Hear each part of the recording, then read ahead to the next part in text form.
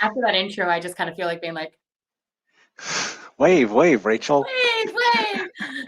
Hello, John Rico. How are you Hel- today? Good, good. It's good to be back here. I know. Thanks for joining us for another episode of Association Peeps in Cubicles, drinking coffee. Are you drinking coffee this morning? I am. I cheated. I got some Verona from Starbucks. So not brewing anything, just drinking the pre-made stuff. Nice. I'll let you in on a little secret. I don't think I like coffee. I think I've realized I'm not a coffee Do we person. need to change the title of this just to Association accommodate Peeps in your Cubicles beverage? drinking some form of cold caffeine. Oh Oh, yeah. All right, well let's jump right into it. I think yeah. we've been writing these, blogs and doing these, APIC videos as we call them in our office for some time Hmm. now, and I know we had talked about like looking at some of our old content and really trying to determine what was still relevant. It's a good exercise. We do it with our associations all the time. Like, here's our current programs. What are we doing that we need to keep doing? What's still relevant? What's still, valid? What do we need to tweak and modify? How has our perspective changed? So we Hmm. wanted to do a little bit of that today. So I'll call it like a throwback Thursday on a Tuesday. But I wanted to talk about one of your blogs that you wrote for us a while back. 5 management and life lessons from the gym. So are you still working out? That's the big question. Yes, but not at a gym. Just Mm. kind of doing outdoor boot camp workouts with some buddies and that sort of thing. So I ditched the gym probably, gosh, about 4 or 5 years ago. So I haven't been to a gym in forever, but still working out, just in a different format. Okay. Okay. And I know this blog that you wrote talked a lot about kind of the principles of, working out, not necessarily at Hmm. the gym, but the principles of Right. working out and how that paralleled to your professional life. Is that correct?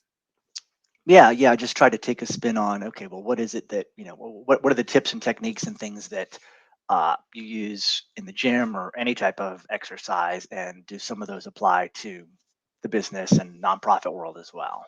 Was the Okay. general gist of the article.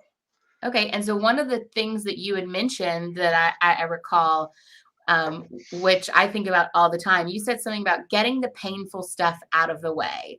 What did you mean Yes. by that? I mean, well, first of all, what's your most painful thing in terms of working out? Like the thing you hate to do? Oh, it's probably what most everyone does. Everyone hates doing ab exercises, It's just, and and the thought there is that, you get to the gym and you say, I'm going to work out and I'm going to do whatever. I'm going to do some cardio. I'm going to do some weights or whatever, and then I'll wrap it up with some abs. And then by the time you get through with the first two, you're like, I don't really want to do abs. Those can wait till tomorrow or some other day because people don't like doing them. So if you put them at the very end, it's much easier to just, put it off. And the same thing happens, in the work world. You get busy, you've got maybe a few things that you've got planned to do. So you get those things done, but you've got some big, hairy, ugly thing that you don't really want to do, and you put it at the end of the day, and you're tired, and it's 3 o'clock, and you're starting to, lose your mojo for the day. So you say, oh, well, I'll just put that off tomorrow, and it's very easy to kind of just keep kicking that can down the road, as they say. Yeah. So I think it's still applicable in both the workout life as well as the, your day-to-day grind at the office. So when you come into the office, like, what is your first thing that you do, to make sure that you're doing the important stuff first and really getting that painful stuff out of the way, if you will? Well, I mean, it really comes down to, like we talked about a little bit a few episodes ago, and I guess we can put a link to it at the bottom. The time priority and time management one is making sure that you have that stuff on your calendar. So, it's very easy to just kind of get in and start rolling with your day. But if you, the day or two or three before, or even the week before, when you start planning out your week, if you've got, let's say you hate doing the budget, but yet you've got to develop your budget for next year, make sure that's on your calendar first thing in the morning while you're fresh and while you're, all your brain power is there. So you can just kind of get in and start chipping away at it. Yeah. No, that makes sense. I mean, I was like would think like nobody ever schedules an ab day, right? You got leg day, you got upper body day, but nobody's Every like, day let's is do an leg day. ab day. Everyone's avoiding abs. Yes, yes, yes. All right. Uh, Well, one of the other things that you talk about, which I think is really interesting, and I know I do it when I'm working out, is like you say, don't take shortcuts, right? So, like, obviously exercising, you're like, all right, I'm gonna jog. If you're using a treadmill, you're like, I'm gonna jog for 10 minutes, and then at like 8 minutes, you're like, boop, boop, boop, boop, boop, I'm gonna jog for 10 minutes. Um, so how does this, and I mean, does this still parallel to kind of the professional world? Like, I know you wrote this a couple years ago, but I mean, is this still applicable? And if so, how is this applicable?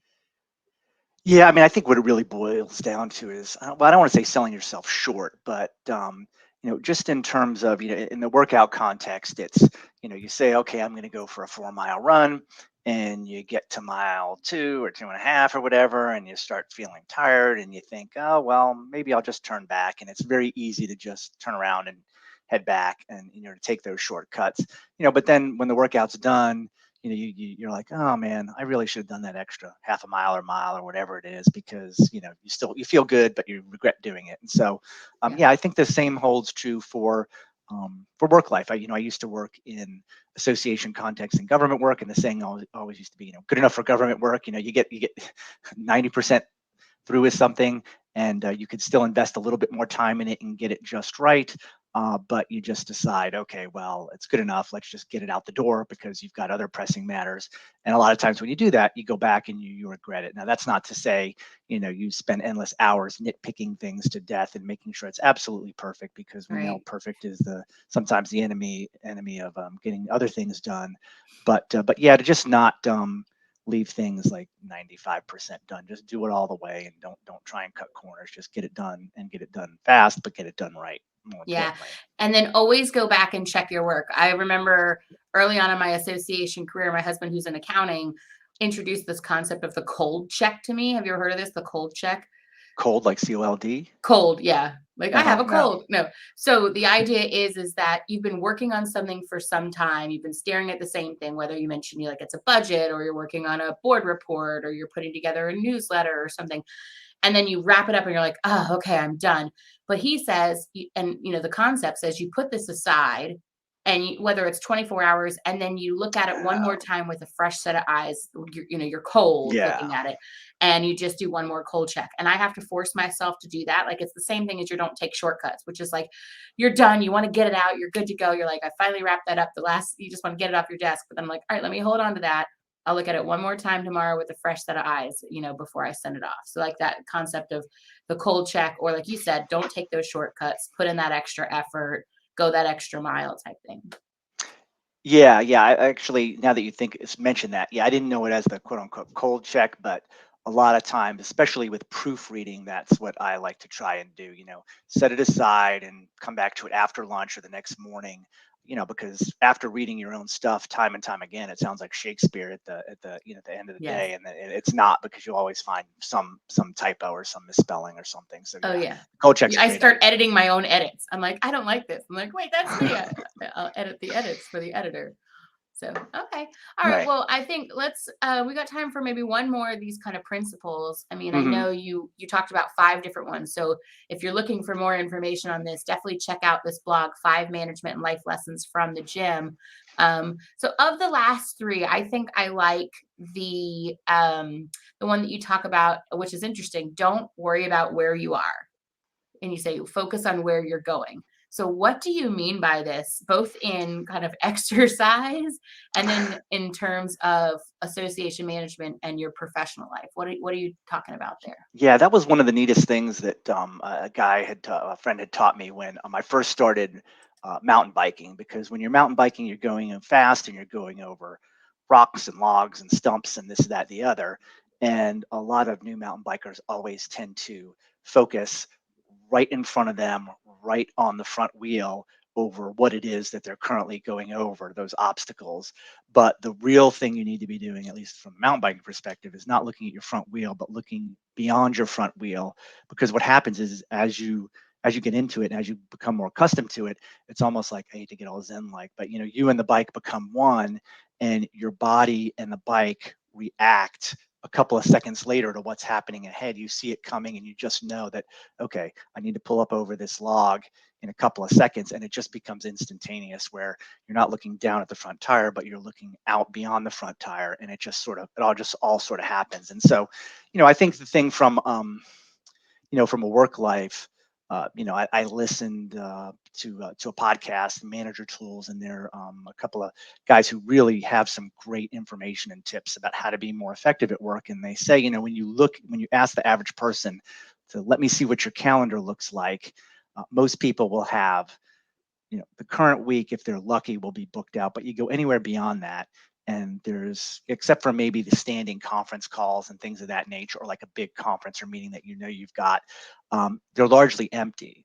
Which means you're not really saying, okay, what deadline do I have a month from now, and what tasks do I need to plug into my calendar associated with that to make sure that I'm accomplishing that end a month from now. And so to really just not be focused on what you've got going on this week or maybe early next week, but really taking a look beyond the next 2 or 3 weeks and figuring out what you've got on the coming up on the horizon, and how do you plan your work and your activity to make sure that you're ready for those things that might be 6 weeks down the road and 8 weeks down the road, not just the stuff for this week, the tasks that maybe might be urgent but not important per se. Absolutely. I mean, it's like my dad used to always say, poor planning perpetuates poor performance. And so it really is going to be important that you're looking and you've got that foresight to look ahead and look beyond. And then really that helps you, I think, to get in that zone that you're talking about, right? And Right. and work in that optimal zone. So you're not always, putting out fires, you're not always being reactive, but you're adequately planning ahead and you're blocking out time to do those things that are critically important. Right. Exactly. Yeah. So that's kind of my favorite one of the few that we have Yeah. left. Okay. All right. And so any last minute sage advice at, like going into 2023, hopefully we'll have to release this soon now that we're time stamping it with 2023.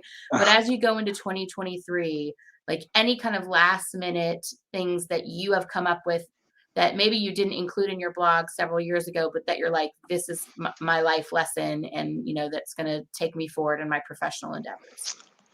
Um, oh, now you're asking me to get real big picture. Hmm. Um, Philosophical. Here we go.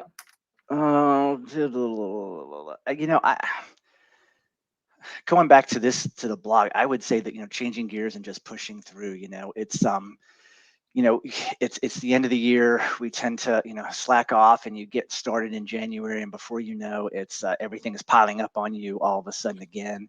And you just need to, when the days get long and the nights get long, you just need to like summon up the energy and just drive through and just push through. I mean, that's been key for me for my success all the Yeah. years in association management, nonprofit management, is just I'm a grinder, and so I Mhm. recommend people to just, even though you're tired, plan for activities. The one thing that we talked a little bit about productivity and time management is, you know when you get tired and your brain power is not there, use it to do some of the administrative things that you have to do, that you don't want to do, that nobody likes to do, expense reports, all those kinds of things.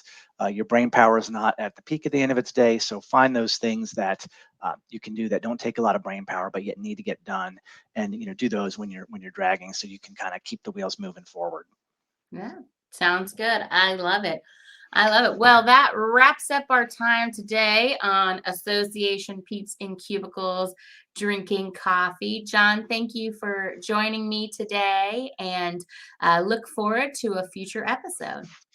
Thanks, Rachel. You didn't say it, so I will mash the button, like, Like, subscribe. smash that That button. subscribe button. I'm going to bring a button. Smash it. All right. Thanks, Rachel, and All right. thanks Take everyone. care. All right. Bye.